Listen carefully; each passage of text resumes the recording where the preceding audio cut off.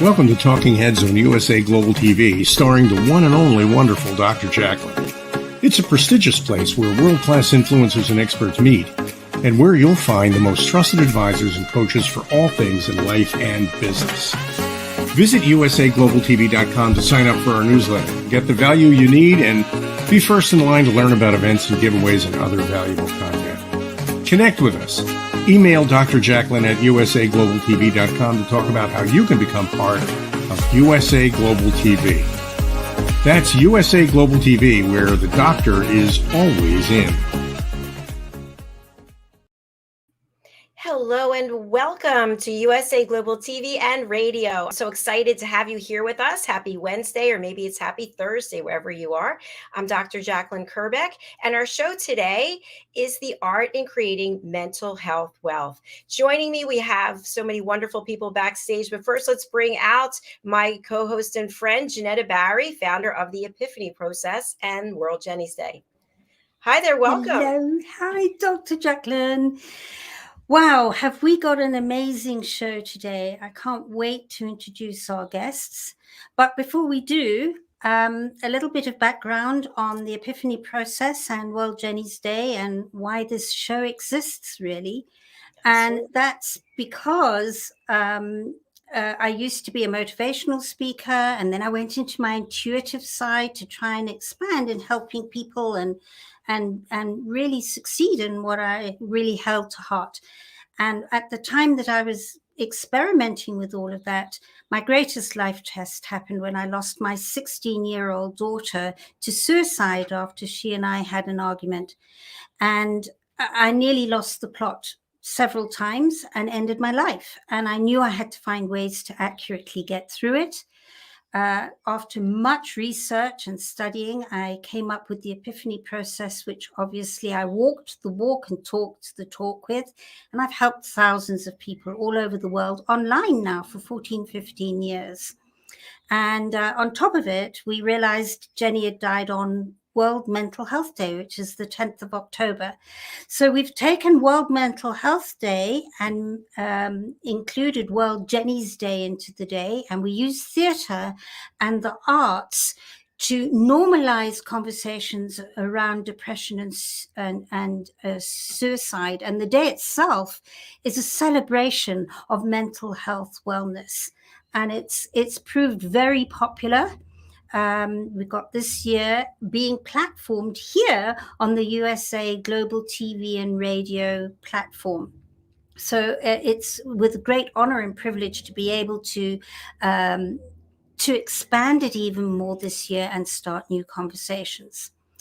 So that's the first part, but actually why my heart is so full is the guests we have today. The first guest, some of you might remember, we had a couple of months ago, Karen Darke join us and talk about World Jenny's Day and her part in World Jenny's Day.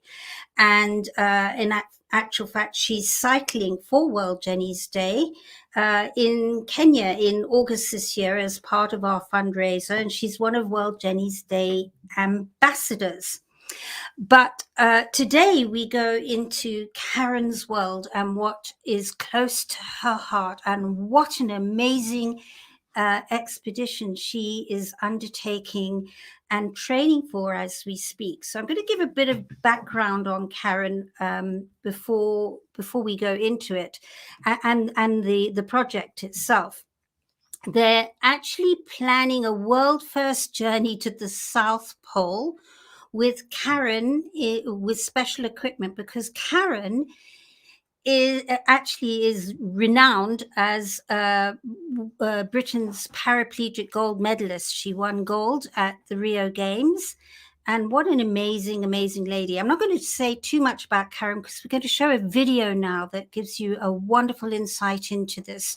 So we've got Karen doing this expedition to the South Pole, to the Antarctic. And I'm going to show the video because I think that's probably going to tell you far more than all my words. So let's go over to there. I'm going to start playing.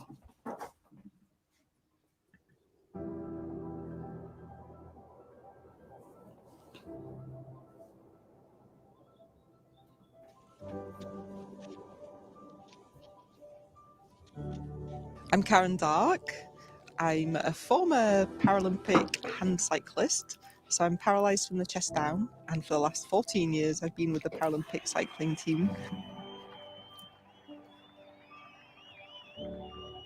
And I just retired this summer, and I'm getting back into my main love, which is adventures in the outdoors.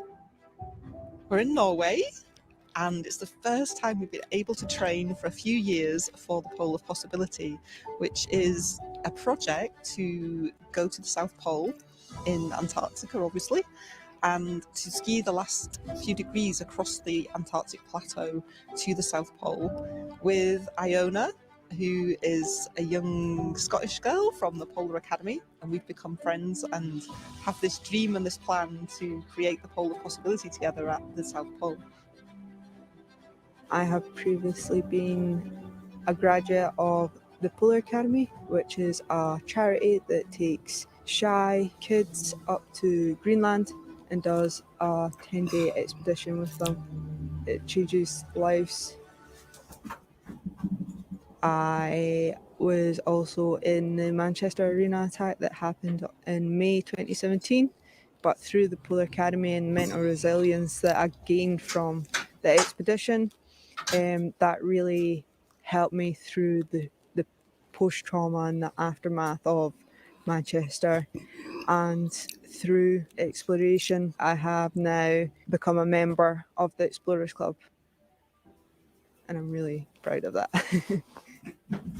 It's really been inspired by both of our journeys, which, even though we're probably about 30 years apart, we've kind of had a similar process of having some big traumas in our life and then really finding healing through being in the outdoors and time in nature. I suppose, especially in my circumstances, being paralysed, and for Iona, having grown up kind of with that sort of thing is just such a far-reaching, impossible kind of idea. For both of us, it would represent just what's possible when you have a dream and you work towards it and you help each other and you never give up on it, all that kind of stuff. But I think also we hope that it might inspire possibility for other people, just inspire them that they can do things that they dream of too. It'll be the first time any woman that can't walk will have ever been to the South Pole. And the furthest ski distance to the South Pole as well. Yeah, we'll accidentally be getting a world record and a Guinness record in the process.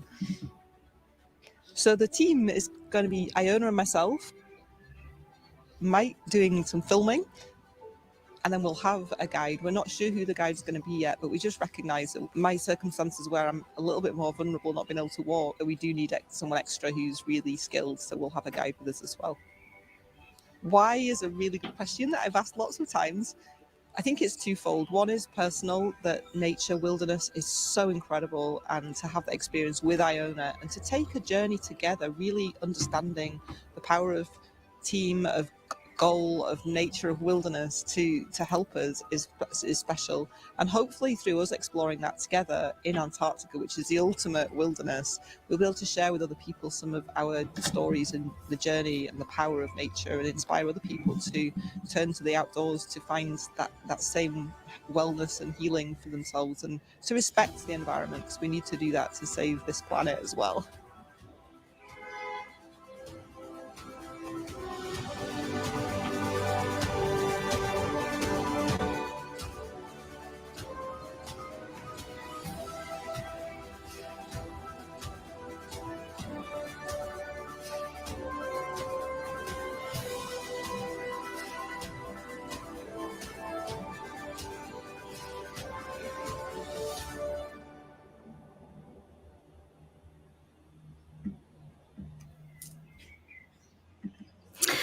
So, wow, what an expedition. Amazing.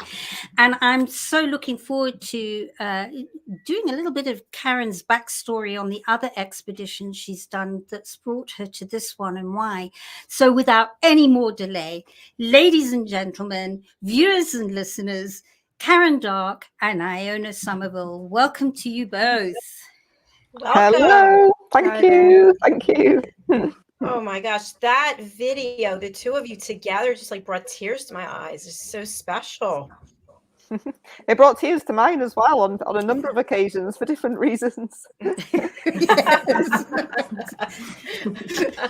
No, but actually, I mean, it is really special to share this with Iona. And I think even though we obviously have had very different backgrounds and stories, I think the commonality is that we've both found that nature and having a team and doing a project in nature and in wilderness has really been very healing for us both. It's almost like it's enabled the growth that comes through trauma instead of some of the, the focus to shift.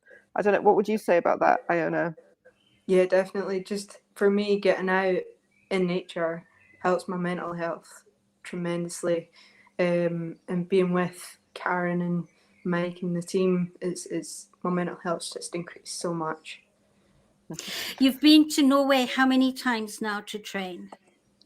3 times this winter. We went in January, in February, and in March. So we really put in the hours and the effort. And actually, it was incredible to see the skills and our team just develop, because really we didn't know each other that well in January. I mean, we've met, but you don't really know each other until you properly spend some time together and you're sleeping next to each other on an ice cap in the tent. But I think, and also Iona, you hadn't skied for how many years? 6 years. So cross-country skiing, I hadn't skied since 2015, so been a long time. And I wasn't far off that. And our filmmaker, Mike, had never cross-country skied. So when we first met in January, I really had a thing of, okay, this is the big test. At the end of this week, we're either on or we're not on. Like, we need to really be realistic about this. But I was so impressed with Iona and Mike and how, and also I hadn't skied for quite a long time because I've been in Paralympic world. And when I'm in my sit ski, I can't turn it or stop it. So I really, like, teamwork is absolutely top of the tree. Like, it's impossible for me to be in these places without incredible teammates like Iona. So I'm super grateful. And also it was just interesting. We just seemed to connect and bond, and this common love of wilderness and a passion to just, I think when you've had a transformation yourself, I'm sure you'll both understand this, you have this desire to show other people as well what's possible, because you know what it's like to be really down and in a dark place, and you know that it's possible to change it around. So it's, Iona, how do you feel about that? Yeah, I feel like sharing both our stories and helping people through this journey right now, it's hopefully going to at least one person, inspire one person, to change and maybe do something that they've never tried before. And that's the main goal. That's both our goals for this expedition. I'm not sure how... Sorry, go ahead, Karen. I was just going to say, I'm not sure how clear it was in the video, if anyone watching knows what the Manchester Arena bombing is, but maybe Iona, you can just, if you're willing, just explain briefly a bit more about that. Of course. So the Manchester Arena attack happened in May 2017, and it was at a concert where a terrorist blew himself up and killed 22 people. So yeah, I was in that arena at the time. I saw a fair amount of things that no teenagers should see, and yeah, that's Manchester. So that had a big impact on you, and I know that since then you've done a lot of work to overcome that trauma and work through it. Yeah, definitely. So the PTSD from the trauma, I went through 17 months of therapy. I went through hypnotherapy. I mean, I've done a lot of work to get myself back on track, but it was so worth it. Thank you for sharing that. A question I have for both of you, obviously we see the video with our eyes, but we're not there to experience the conditions or some of the things that might not be in the video. Who can speak to that so that we can actually understand a little bit more about what you saw and felt while that was being filmed? You go ahead, for Iona, and then I'll chip in afterwards. I mean, what you don't feel is the cold. I mean, at night, I'm sure one of the nights it got down to minus 25 on the ice cap, and that was pretty brutal. But it's once you've done it, the sense of achievement and working as a team and getting through that together is tremendous. But yeah, it's cold. That's what I was wondering. How cold was it? Yeah, it was about minus. I suspect it was colder than minus 25 because I have been in minus 25. It was, I think what was different about training in Norway in winter and sleeping up on the ice cap there is that there's very little sunlight really. It's winter, so it's really, really cold and it never really warms up. What will be different in Antarctica is that it will be summer. So even though it will be cold and icy, apparently once you're in the tent, it's actually going to be a lot warmer than it was in Norway because you've always got the sun shining on the canvas. So the really cold bit in Antarctica will be when we're outside with the wind chill, and that could be as low as minus 40, I think. So it's incomprehensible how cold it is. It's hard to communicate. And even just for a moment of not having your glove on, it can just, you know, your hand, well, my hand, Iona has this incredible ability to have warm hands all the time. So she could have no gloves on and I'd have about 4 pairs on. So it's there's differences between each person as well. And that's one of the challenges for me, being paralyzed from the chest down. I don't have the ability to regulate my body temperature. So from the chest down, my blood vessels don't know how to respond to cold and heat, so I don't sweat below that level. But equally, I can't constrict the blood vessels and keep warm. So there's lots of additional challenges for me being paraplegic in this environment, which don't exist for other people. One of the big ones is toileting. I have a catheter, so I have to be really careful that nothing kinks or blocks or leaks. And going to the toilet, the other end takes me a long time, so I have to be really careful about how I do that, frostbitten bottoms, etc. So it's introducing lots of other challenges, and I should say a whole new level of teamwork as well, because I think not many teams have to cope with such intimate things so close to each other. Karen, thank you so much for you're giving us another perspective of what it's like. It's not just smiles and we're going for awards and records. It's incredible mental strength and physical strength. And what I'm wondering is, when you think about darkness and you think about cold, I think of being sad and afraid. So did you ever feel any of those things when you were out there in those conditions? And what did you do to keep yourself uplifted and motivated? I think we both cried. Yeah, definitely. You do have those dark days, definitely, and it's the mental resilience, but it's also the team that gets you through. I mean, just to have someone to hug and, you know, a shoulder to cry on, really, really gets you through. And what's great is usually you're not all down at the same time. You know, everyone's on a different cycle. So when one person's got energy and feeling good, the other person might be utterly exhausted and feeling quite gloomy. And then, like, Iona and I shared a tent, and I remember the first, there was some nights when I had felt really good and I could do everything, and Iona was just crashed out, like fast asleep as soon as we hit the tent. And then there were other nights when it was the other way around. So you lift each other up, don't you? I know one of mentally one of the hardest things for me on the last trip where we did a lot of time out on the ice was, so I have this thing that because I'm paralyzed and not as able, and I know that I can't be there without the others. It's really, I never say impossible, but it would be basically impossible for me to be there without great teammates. I can't get myself in my sit ski up the big hills, or it's very hard to maneuver. It's very hard to do anything in it. There's no way I could go there independently. So I entered a stage where I was feeling like a burden, and isn't this crazy? Why did I think of this idea? This is really hard for them. They could easily be here doing something differently, you know, having an easier time without me to try and get around. And then I remember becoming quite emotional about this and sharing it with the team, and we just had this big hug. And I suppose it was just a reminder that, you know, we are all connected and we do all have vulnerabilities, and it's okay to be vulnerable. It's none of us can really, I think it's an illusion that we're here on our own and that we can independently do things.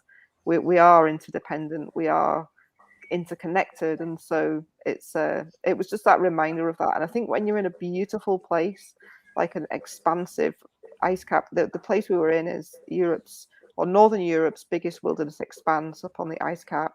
And it just moves you to see nature in such raw beauty.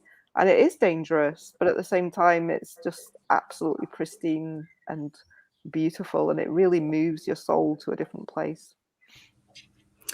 You know, Karen, I think I would, because I haven't done it, I would rather slit my throat than go into Extreme, That sounds drastic. But it really, there's nothing that fills me with more like, whoa, no, forget it, I'm not going there. You're not allowed to say things like that on a mental health TV program. I am allowed to, because that's what brings mental health. So there. No, but jokes apart, it's one of those things that I'm not a good cold person. That's why you and I are looking at a game park in August where it's nice and hot. I'm a big baby, and to me, it's very clear that my mind is closed when I hear that description of what you're doing there, and how. But the cold is really something I really battle with. So I wanted to also go back with that. This has led you to this particular expedition, the Pole of Possibility, which is one of a number. A very special number, in fact, that you've been doing over a period of time. Do you want to briefly share with everybody all the expeditions you've done so far? Well, I'll try and just summarize what it's all about. So basically, I've always had a passion for adventure and for travel, and I love to hand cycle. But for many years, I was buried in Paralympic world, which means that you have a structure and a routine, and you're training for important races, and so you can't do as many of these kinds of things. In Rio, I won a gold medal, and it was the 79th medal for Britain. And I should have remembered, because I was a gold geologist, that 79 is the atomic number of gold. And so I really connected with number 79, which, JENETTA, we talked about this the last time I was on the program, is how we're connected through Jenny's Day and your special numbers of 7 and 9. So I had this kind of inspired moment when I decided I'd love to try and cycle 9 rides, 7 continents. So over the past 5 years, I've been doing a long ride on each continent. Clearly, there was a big halt in the middle with COVID, but I've followed rivers and coastlines of each of the 6 continents, and Antarctica is the last continent. So I think that's maybe a good summary. But yeah, the first one was the coast of South America, all the way down through Patagonia.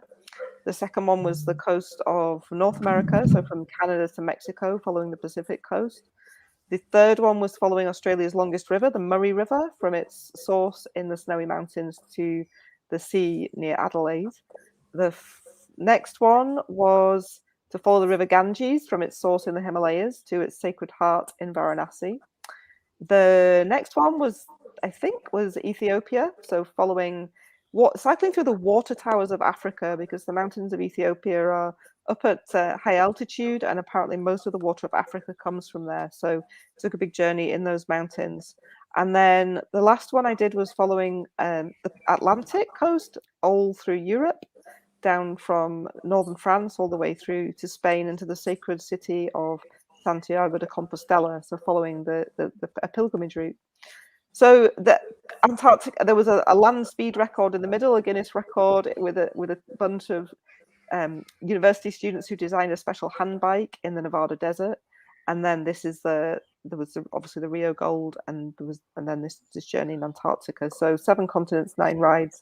And this journey in Antarctica, I just thought it would be really special to share it with someone who we had some resonance with, and I really thought it'd be great if it was a young person. And that's how I knew about the Polar Academy and approached Craig Matheson, who began the Polar Academy.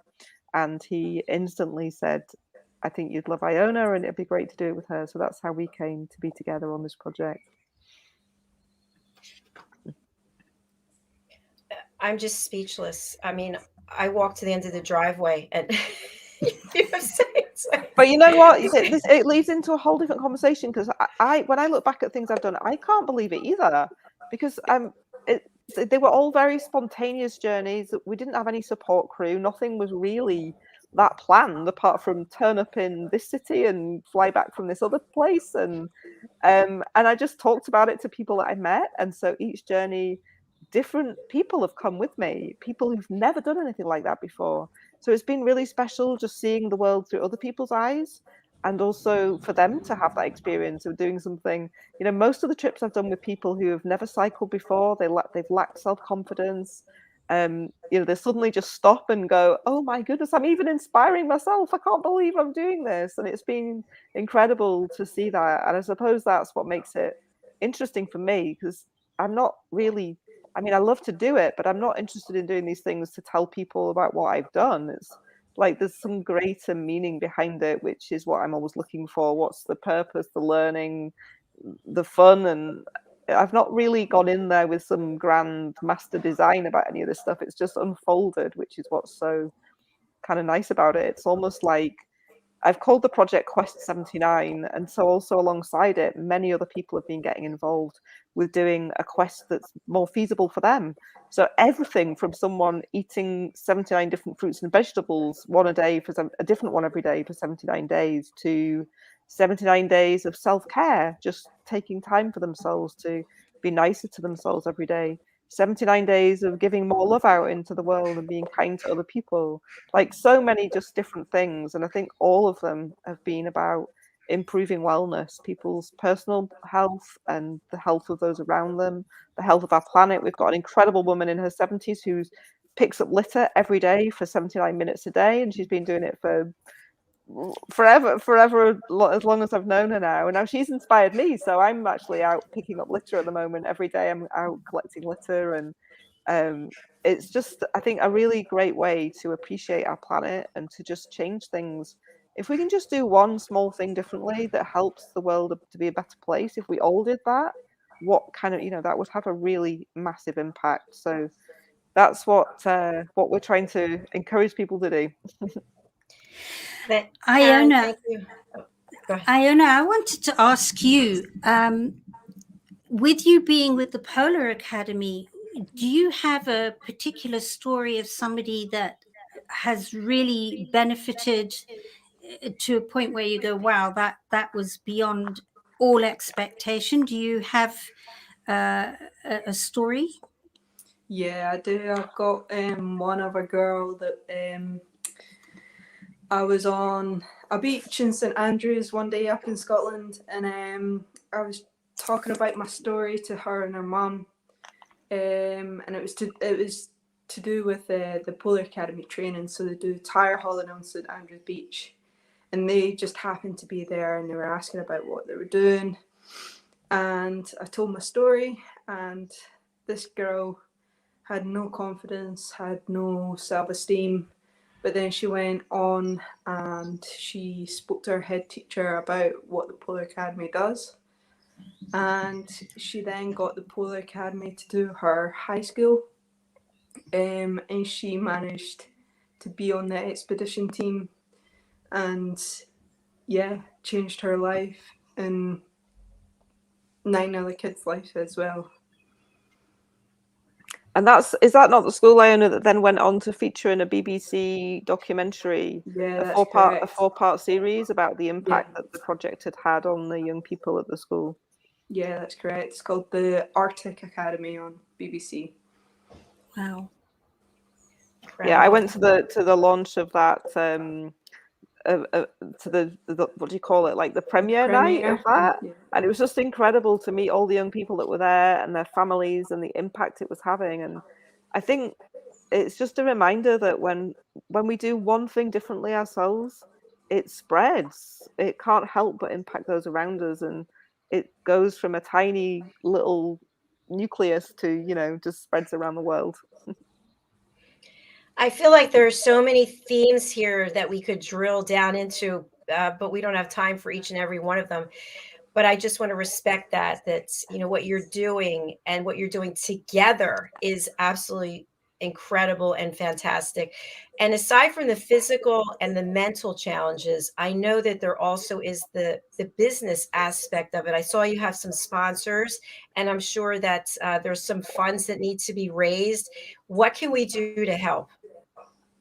Oh, thank you. That's really kind of you. Well, we're just over 50% of the way there.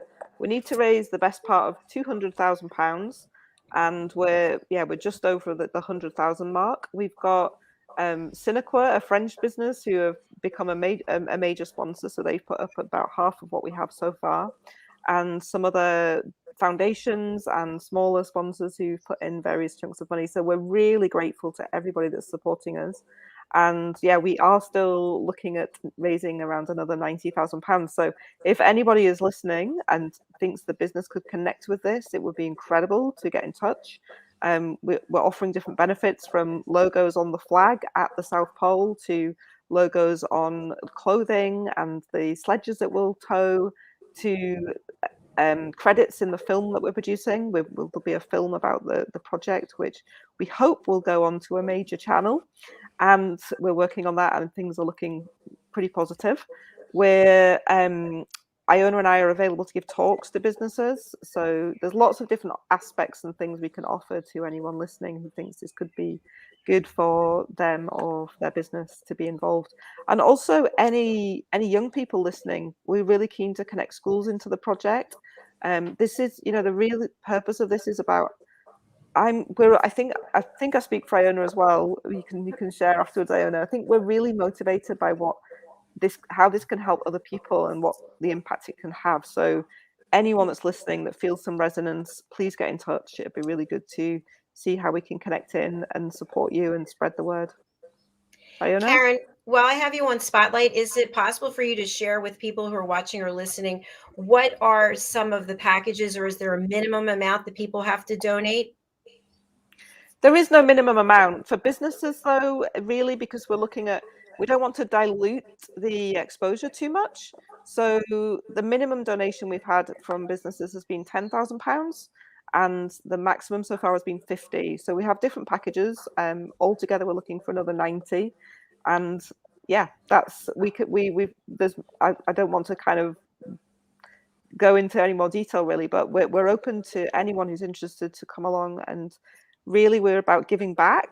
We're not expecting something for nothing. Anything we can do to inspire your staff within a business, to give you exposure that might be helpful, we're open to it, as long as it's respectful of other organizations we have involved, and everyone's getting value for what they're supporting us with.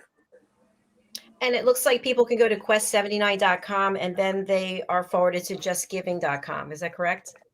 That's one route, but that's one route. The best way would be to, if it's a business, to contact me personally by my email address, and we can open up a conversation and really get involved and look at how we can best involve you and help you. If you do just want to donate, there is an option via the Quest 79 website, and we're also at some point we'll be launching a crowdfunding as well. Thank you so much for sharing that. We have the information displayed for people to get involved. So we're asking everyone to support Karen and Iona. Imagine the conditions that they're in, and we're just sitting watching and admiring. So everyone, please do get involved. Jeanette, I know you have a question. I do. One of the things that I wanted to know is getting there going to take longer or shorter than getting back? So once you're there, how long are you anticipating to get there and to get back? You go for it, Iona. So to get to the South Pole, we're doing about 2 degrees to the South Pole, which is around 230 kilometers, and we reckon that will take us about 12 to 15 days, hopefully, with weather conditions depending, and then we will get flown out from the South Pole. So we could be at the South Pole for a few days. Okay, Wow. One of the That's biggest challenges about the journey is the altitude as well, because you will arrive directly into around 3,000 meters, but then because of the polar effect, the air is thinner, so it has the impact of being at least 500 meters higher than you are. So we're going to be arriving at around 3,500 meters and in, you know, minus 30 or whatever it'll be. So the initial impact is going to be really, really tough for anybody. So we'll have to see how we adapt to the altitude, and then see what kind of progress we can sensibly make in the beginning, because it's obviously not sensible to push your body too hard when you're in those kinds of conditions. So a lot of our progress will depend on snow conditions, on our conditions, on how we're adapting to the cold and the altitude. What do you do in the days or weeks leading up to this to prepare yourself physically and mentally? Well, Iona, what are you doing? So I'm doing at the moment. So I've based myself in Australia. I'm in Australia right Because now. of the similar climate. Yeah, very similar.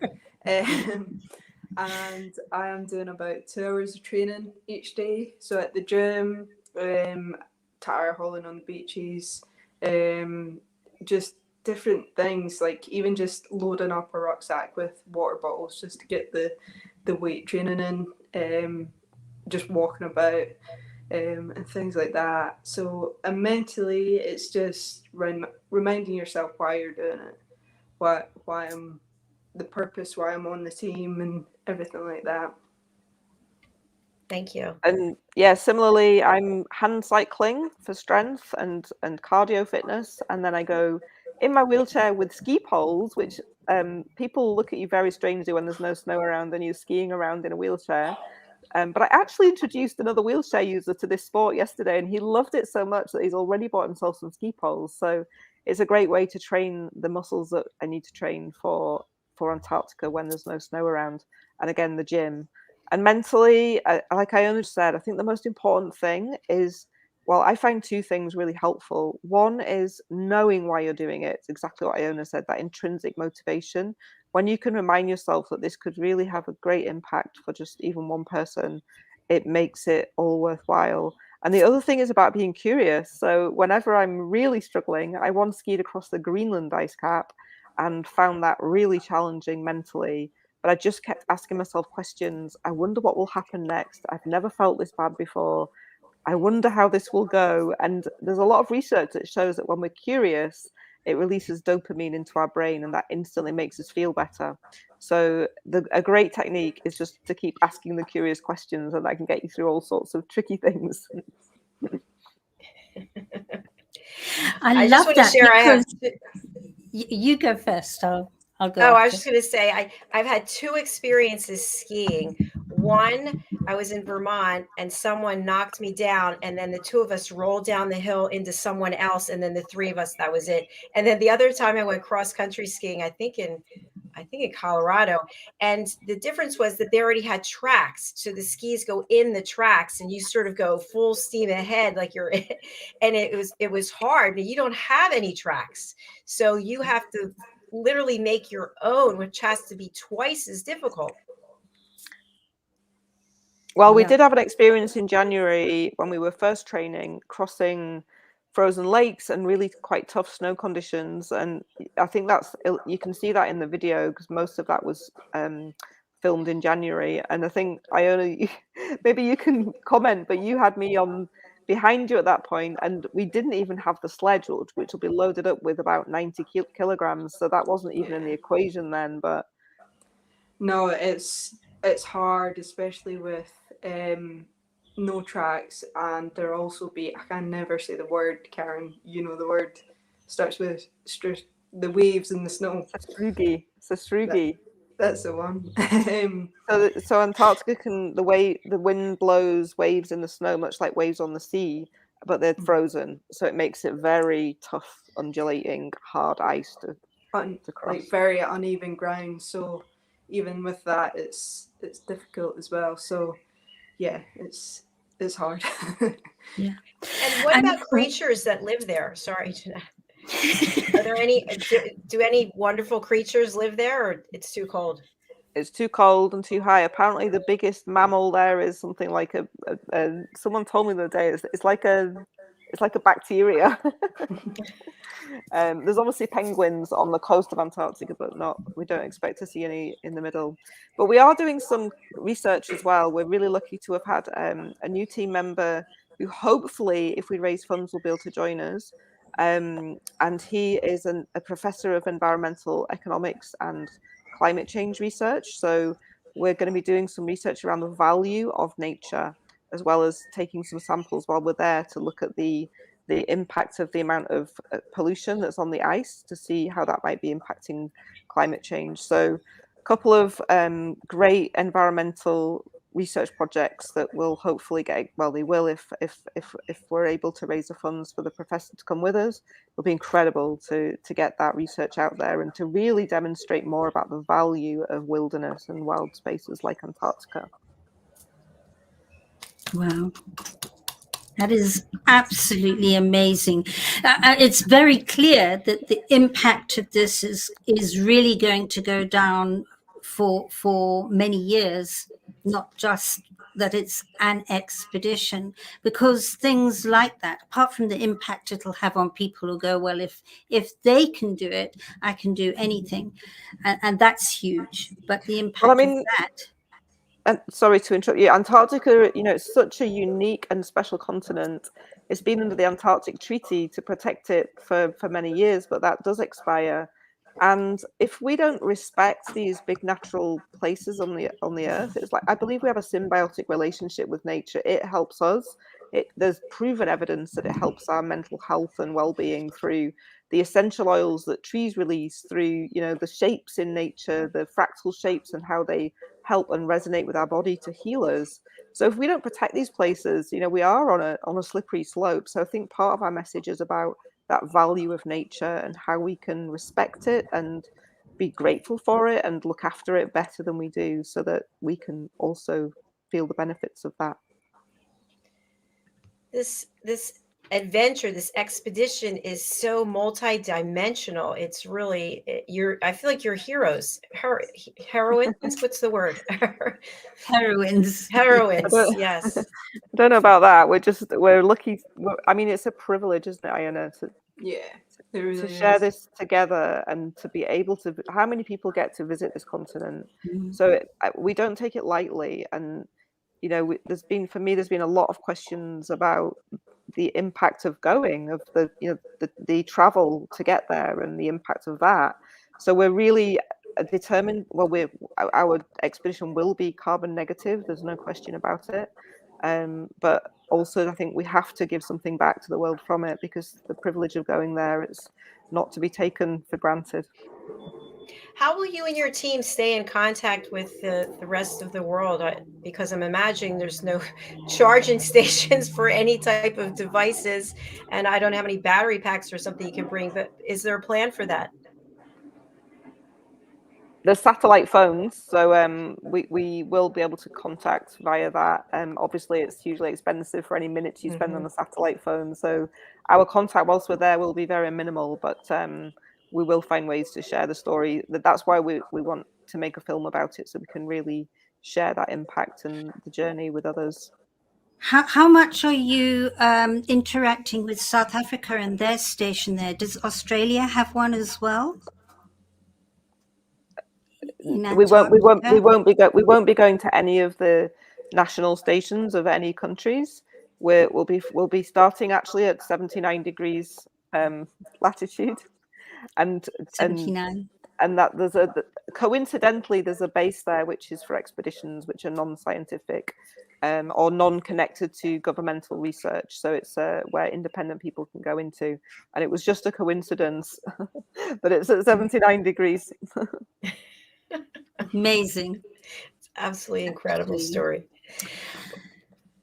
Yeah, I was just going to say, I mean, we could go on for another hour quite easily. And as always, such a pleasure and an honor to spend time with you, Karen, and to meet you Iona as well. And I know Dr. JACALYN and I can't wait to see this progressing and to be able to report more on this in future shows. So lovely to have you here today. Absolutely. And Thank if you you would so just much. if you would just remind our audience, when is this taking place? We are flying into Antarctica on the 18th of December this year. Okay, this So, yeah. year. This year. Fantastic. Well, we'd love to have you back in advance of that, of course, and talk more about this. As I mentioned, there's so many aspects that we can look at it, and especially when you just talked about climate change and the work that you're going to be able to do when the funds are raised, for this additional team member to join you. I'm just doing that, you know, we've got over 50%. We can't not go. We're going, and we'll just trust that the universe will provide and we'll find the extra funding, and it's all going to be good. It's all going to happen. Okay, I'm going to spotlight each of you. If you could just share your contact information for people who are listening on the radio or they can't read the banner, and also who would you like to contact you? I'll start with Iona. So to get into contact with me, I have got a website, so it's www.ionasummerville.com, or my email address is ionasummerville20@outlook.com, and really it's just any additional funds that any business, any person can reach. That would be incredible. Thank you so much. Okay, let's go over to Karen. Thank you so much for this opportunity to share the project. You can see more about the project on my website, which is karendarke.com, and there's a special page all about the pole of possibility, about the climate research that we'll be doing as well. And my email is karen@karendarke.com.